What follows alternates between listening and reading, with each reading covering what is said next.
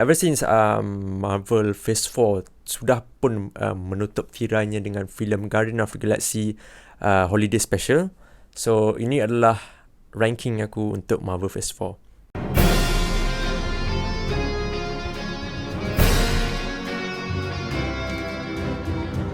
Hello, Assalamualaikum semua, selamat datang ke dalam ranking list untuk Marvel Phase 4 punya projek lah.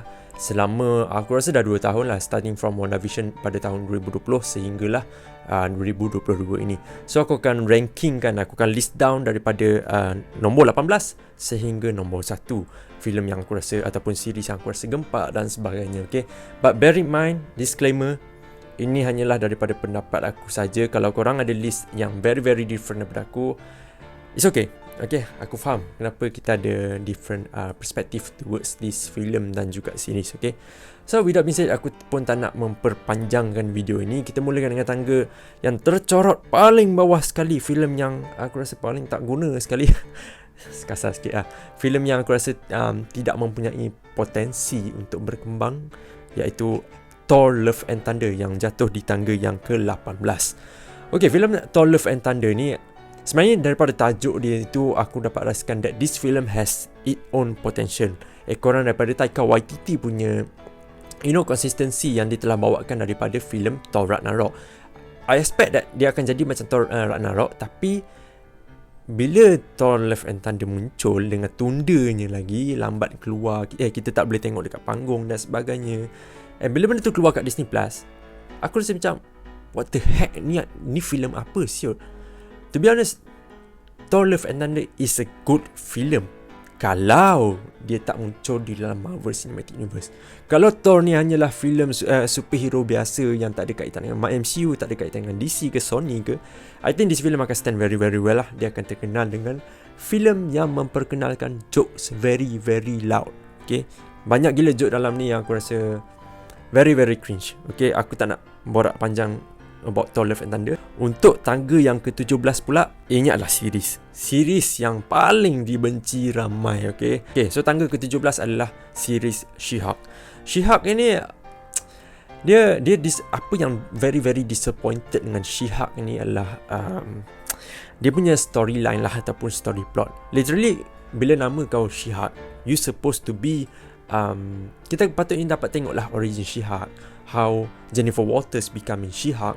Benda tu memang ada dalam series ni, tapi aku rasa item ataupun plot yang lain diketengahkan instead of self-development untuk She-Hulk sendiri. Okay, macam mana patutnya dia dapat macam series yang sama impactnya seperti Iron Man, something like that lah. But this is a filler series basically yang represent apa yang sudah terjadi dalam Marvel Phase 4. Ataupun contoh macam apabila She-Hulk diperkenalkan pada mulanya, ramai tak suka dengan She-Hulk. Okay? Dan dalam series tersebut, dia sound audience ataupun fans yang membenci karakter superhero perempuan. Dia sound dalam series tu. Bagi aku benda tu macam gempak lah, sebab dia relate dengan our daily life ataupun dalam dunia kita yang real ini. Bagi aku daripada perspektif itulah, She-Hulk ni juga dia fail in terms of action wise. Dia juga fail in terms of developkan sebuah story yang sangat solid. Tapi aku faham series ni series yang sangat santai, tapi disebabkan expectation yang fans ataupun audience bawakan, ataupun diorang ada ada expectation tersendiri terhadap She-Hulk ni. Dan daripada apa yang komik telah tawarkan, muncul dalam series pula sangat lain dengan daripada apa yang komik tawarkan. It's a disappointment lah. Tapi bagi aku tak adalah membenci. Tapi kalau MCU buat series macam ni banyak lagi, aku akan benci MCU macam tu lah. So untuk tangga yang ke-16, Black Widow. Black Widow ni useless project lah, basically useless project. Jadi bukanlah storyline dia, aku nampak dia nak pergi lawan Red Hand dan sebagainya tu kan. Aku faham dia nak jumpa adik dia, Yelena Belova, lepas tu dan sebagainya. Tapi the thing is about Marvel Phase 4 is something new. Okay, this is one project lah, literally one of a kind project yang aku rasa tak patut ada di dalam Marvel Phase 4. Walaupun dia nak memperkenalkan Yelena Belova ke Val ke kan, dia macam dia nak bagi justice tau kepada karakter Natasha Romanoff ni, tapi it is just too late lah sebenarnya. Tambah lagi dengan CGI yang Yelena Belova kat helikopter tu, apa benda siap. Teruk. So Black Widow di tangga yang ke-16. Di tangga yang ke-15 aku surprise lah sebenarnya untuk filem ni, iaitu Eternals have so much opportunity dan juga expectation lah untuk projek ini. Sebabnya ianya sangat kontra dengan apa yang kita biasa dapat. Macam mana tiba-tiba ada datang makhluk lain daripada luar sana kan. Sangat lain kan daripada Guardian of the Galaxy. Fanbase Eternals pun baru nak start kan dan sebagainya. Dengan pengarah untuk filem Eternals ni iaitu Chloe Zhao, dia berjaya untuk mempersembahkan sebuah filem sinematik yang sangat bagus dalam Marvel Cinematic Universe. Aku sangat puji benda tu. Tapi in terms of character wise, in terms of character connection, dahsyat. Dahsyat bukan dahsyat gempak, dahsyat yang macam tak kena. Contohnya macam Cersei dengan Ikaris. Dia nak highlightkan the love story of Ikaris dengan Cersei, tapi tak menjadi. Aku lebih tersentuh dengan Gilgamesh dan juga Tina. And aku lebih tersentuh dengan love story sebegitu instead of, aku tak tahu kenapa Cersei dengan Ikaris ni dia punya love story tak kena. Tapi tak nak cakap pasal love story saja. Instead of that, villain untuk filem Eternals itu iaitu Ikaris sendiri. Tapi pada awalnya dia munculkan villain untuk filem Eternals ni Deviants, sama macam dalam komik.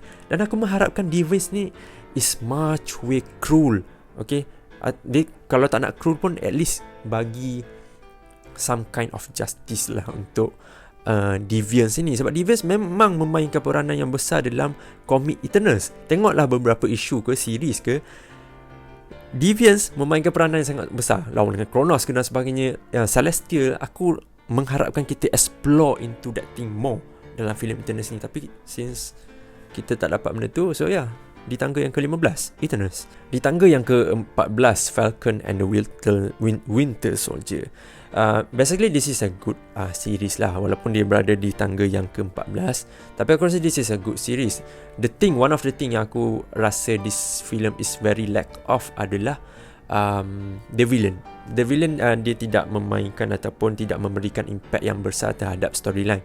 Walaupun Flag Smasher, apa yang aku puji dengan Captain Falcon and the Winter Soldier ini adalah dia orang memperkenalkan villain daripada awal, and dia orang menyentuh in terms of politik dan sebagainya. Aku memujilah benda-benda tu. Tapi the villain itself, dia tidak memainkan peranan yang sangat-sangat besar.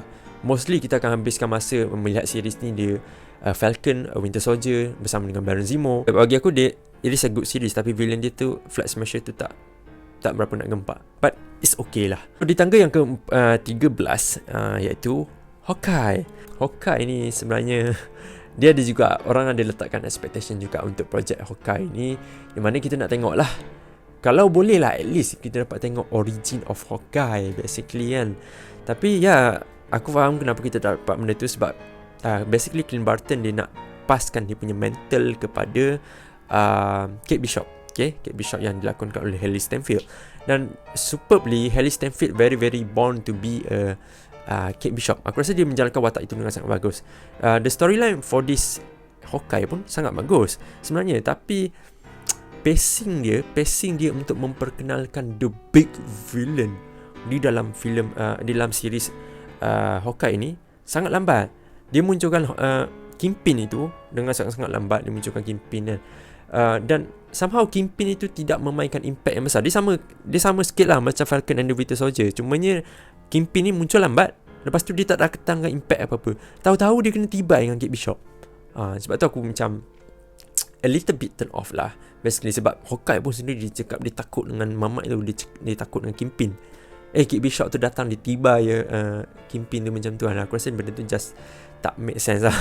Dan Kingpin dia tambah lagi sebab ada satu stereotype di mana kita dah tengok macam mana Vincent D'Onofrio dalam Kingpin Daredevil kan, very very cruel. Tapi dalam ni dia nampak soft spoken punya gangster. So aku apa tak ngam buat acting. Tapi itulah okay. Di tangga yang ke-12 aku rasa this is one series yang aku takkan bercakap banyak, adalah I Am Groot. Aku rasa aku pun tak tahu kenapa dia memperkenalkan series ni. Maybe just nak cakap Groot tu comel. Tapi benda tu best je, walaupun duration dia singkat kan. So yeah, I'm good. Di tangga yang ke-11, Miss Marvel. Miss Marvel pun ramai fans mengkritik this film pula, this series Miss Marvel ni, terutamanya di US sana lah, sebab Miss Marvel kan berkaitan dengan Islamic superhero kan. Okay, the thing about Miss Marvel, aku menyukai lah apa yang Miss Marvel ada, and the element of Miss Marvel tawarkan the Islamic, the damage control aku tak suka. Tapi aku generally aku suka apa yang Miss Marvel ada, iaitu editing untuk Miss Marvel. Aku rasa sangat-sangat bagus in terms of animation dia ditawarkan, the message of animation sangat bagus. The character development untuk Miss Marvel pun aku rasa mencukupi. Dia tak adalah padat sangat, memanjang ataupun kurang, tak, dia just average. The thing about Miss Marvel aku rasa adalah wasting episode. Kau tahu tak, Marvel punya series kan dia tak banyak episode kan. Sometimes ada 6, sometimes ada 9. Kalau ada 9 tu kita bersyukur lah kan. Tapi kalau ada yang macam 6 ni kan, somehow kau nak padatkan sesuatu info dalam sesebuah series tu memang tak mencukupi. Dan aku faham kenapa series ni tak stand out very well. Miss Marvel, dia punya fanbase tu tak besar, especially kat Malaysia ni. Kalau kau diberi pilihan Thor dengan Miss Marvel, takkan kau nak pilih Miss Marvel kan. So aku faham je. Tapi somehow kita perlu berikan peluang lah, ataupun masa untuk Miss Marvel ini untuk beraksi di layar skrin yang lagi besar, which is dia akan muncul dalam The Marvels bersama dengan Captain Marvel dan juga Monica Rambeau kan. So aku rasa dekat situ maybe after that ramai lagi akan menyukai Miss Marvel. Tapi series Miss Marvel ni, it is a good series lah, cumanya dia tak solid. Sebabkan episod yang, kalau aku rasa kalau dia ada episod yang banyak lagi yang kita boleh terokai about Miss Marvel ni. So kita memasuki top 10 untuk Marvel Phase 4 project yang aku suka. Okay, di tangga yang ke-10 adalah Doctor Strange Multiverse of Madness. This is the project yang very very overrated. Kau tahu Doctor Strange Multiverse of Madness dia menang award sebagai filem pilihan ramai lah kan untuk tahun ni, tak silap aku lah. Aku tak ingat. The name of ataupun the title of it adalah Multiverse of Madness. Ya, dia show beberapa elemen of multiverse dan sebagainya kan, masuk ke dunia animasi, masuk ke dunia ini, dunia dunia di mana the Illuminati itu wujud dan sebagainya. Aku bersyukur in terms of that, but kau tak explore the multiverse. Kau tak explore the multiverse very very in depth. Sebab itu adalah expectation orang terhadap filem ni, especially orang macam aku. And surprisingly, aku memang kena agree that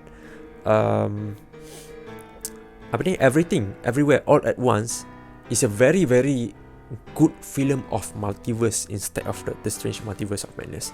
Doctor Strange Multiverse of Madness is all about Doctor Strange versus Mummy Wanda. That's it.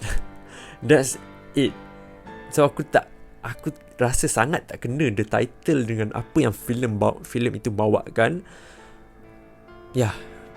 Just tak kena lah.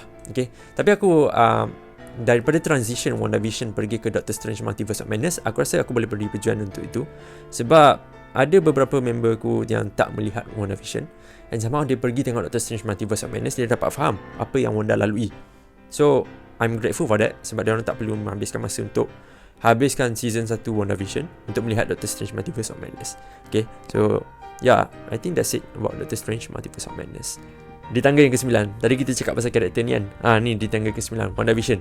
So WandaVision yang mula-mula muncul di dalam Marvel Phase 4 ni,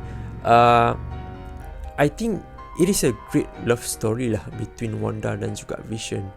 Walaupun dia berada di tangga yang ke-9, tak bermakna aku tak menyukai series ni. Episod 1-2 tu pun dia dah tak berjaya sebenarnya untuk hook audience. Okay, contoh general audience lah maksud aku. Tapi kalau die hard Marvel Cinematic Universe punya fans, dia akan tengok je. Tapi untuk general audience, episod 1, 2, 3 tu memang sangat sukar untuk hook audience. Sebab kan dia macam kau tak tahu kau sedang tengok series ni series apa.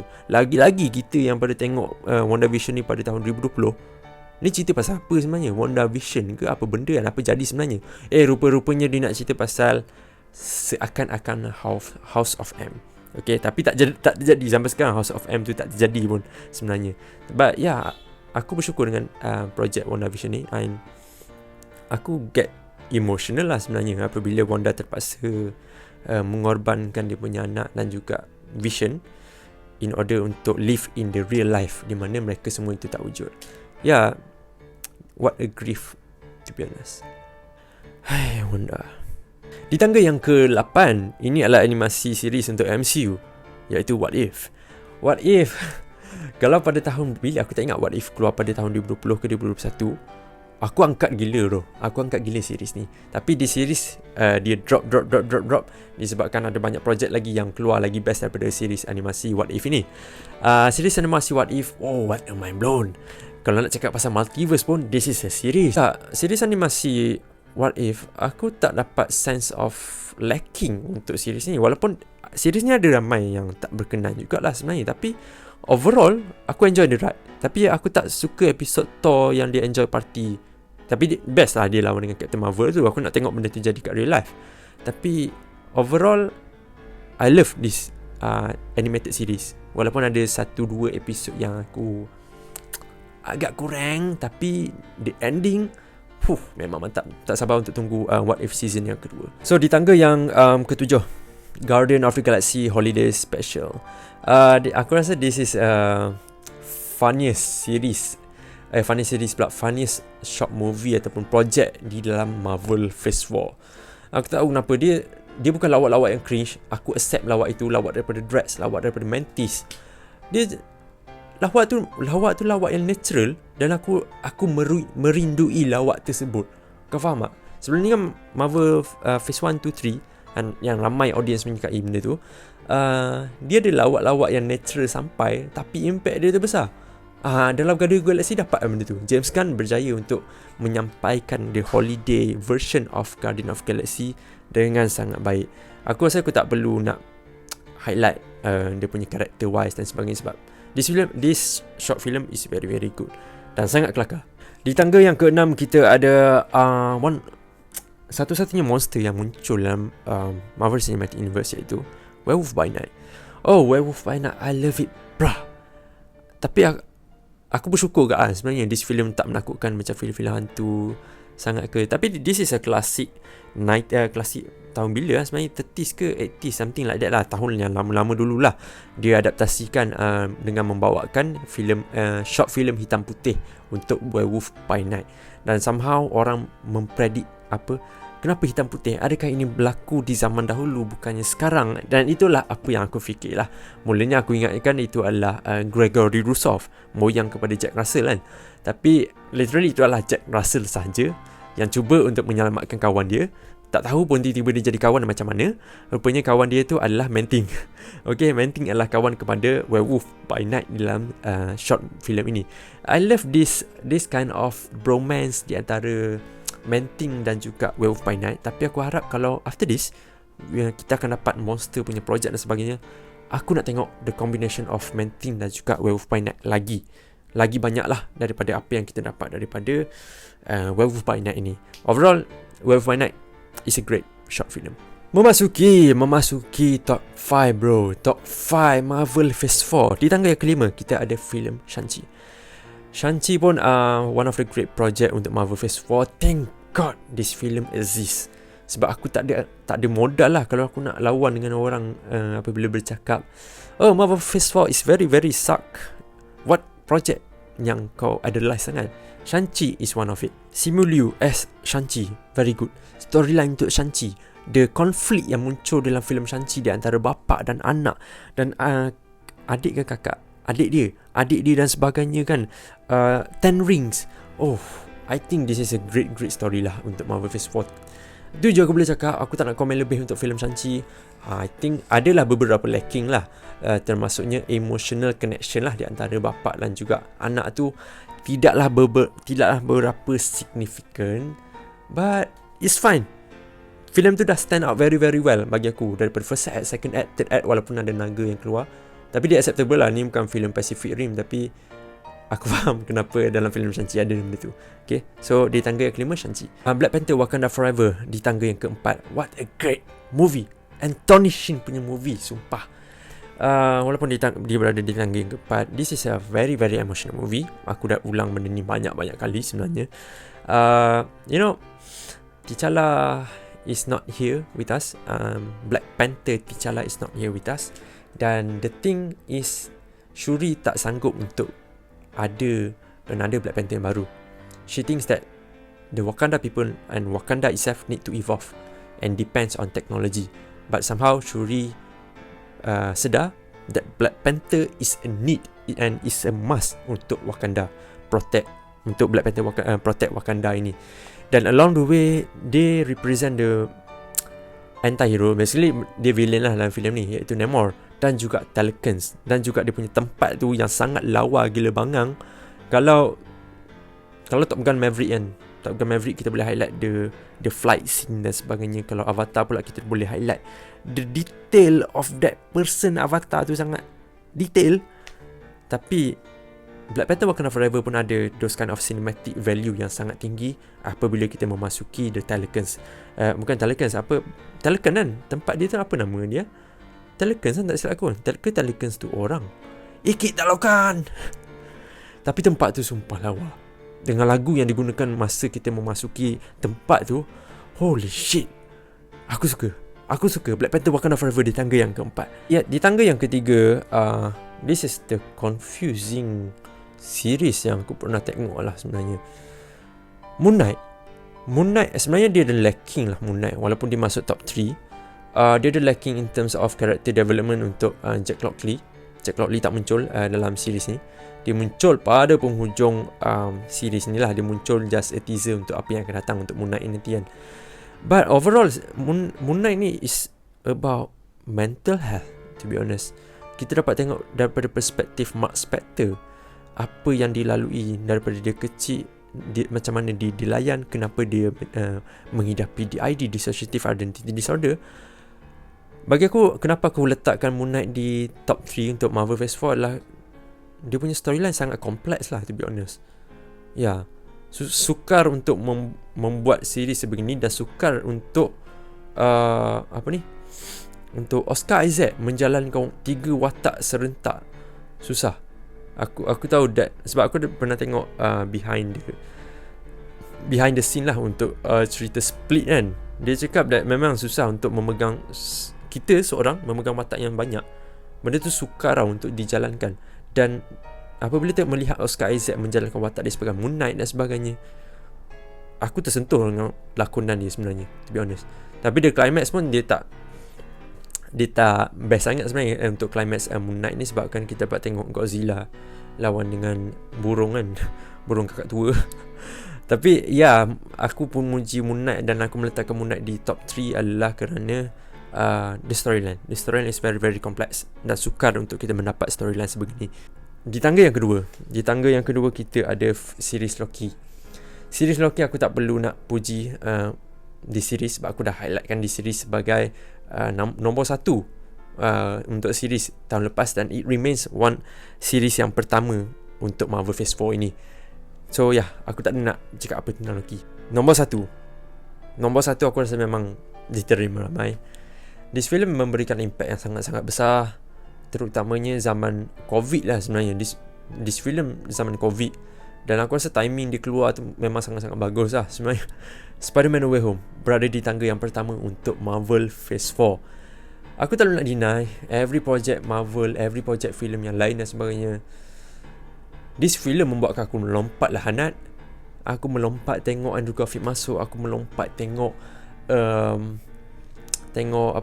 Tobey Maguire masuk. Aku menangis melihat Ant-Man mati. Aku menangis melihat apa yang Peter Parker harus lalui, Peter Parker Tom Holland perlu lalui. Damn, this film is package yang sangat lengkap untuk story wise punya edition. Yes, sedih ada, suka ada, action ada, complete elemen-elemen of apa yang setiap movie perlu ada. Complete emotional connection di antara audience dan juga karakter ada. Aku tak nak cakap lebih, sebab aku dah pernah cakap Spider-Man No Way Home tu 40 minit aku review filem tu. Dah, aku tak nak cakap lebih. So itu adalah listing aku untuk Marvel Phase 4. Okay, ya, aku rasa maybe korang akan agree ataupun maybe korang akan disagree dengan aku. Tapi aku request dengan korang, boleh tak tolong komen kat bawah your top 18, okay, your list untuk Marvel Phase 4 daripada bawah sampai habis. Kalau korang tengok semua lah, kalau tak tengok semua, jangan list lagi lah. Aku nak rumuskan Marvel Phase 4 lah. Marvel Phase 4 is very very mid. Dia tak teruk, tapi is very mid. Tapi korang kena faham, Marvel Phase 4 is a need, adalah sebuah keperluan untuk kita semua, dan juga sebuah keperluan kepada Marvel Phase 5 dan juga 6. Tanpa Marvel Phase 4 ni, kita tak boleh lanjut ke Marvel Phase 5 dan 6. Dan korang akan tahu benda ni nanti, soon. Okay, so ya, terima kasih kerana telah meluangkan masa. Ya, aku minta maaf kalau sepanjang aku cakap tentang Marvel Phase 4 ini ada rumours yang tak kena, ada yang korang rasa, ada yang aku cakap dia akan jadi macam ni tapi tak jadi pun dalam filem tu dan sebagainya. Korang cakap aku tipu ke. Basically there is entertainment lah untuk apa yang kita receive sepanjang Marvel Phase 4 ni. Dan after this, we are going to talk about Marvel Phase 5 lah pada starting tahun depan. Okay, so yeah, I hope you enjoy Marvel Phase 4 walaupun ada banyak kekurangan, sangat-sangat banyak kekurangan, but I accept that. I accept every project, walaupun teruk ke tak teruk, termasuklah Thor Love and Thunder. Lain kali jangan buat lagi. Okay, so yeah, kita jumpa lagi guys dalam video yang akan datang. Okay, Assalamualaikum dan bye bye. Take care semua.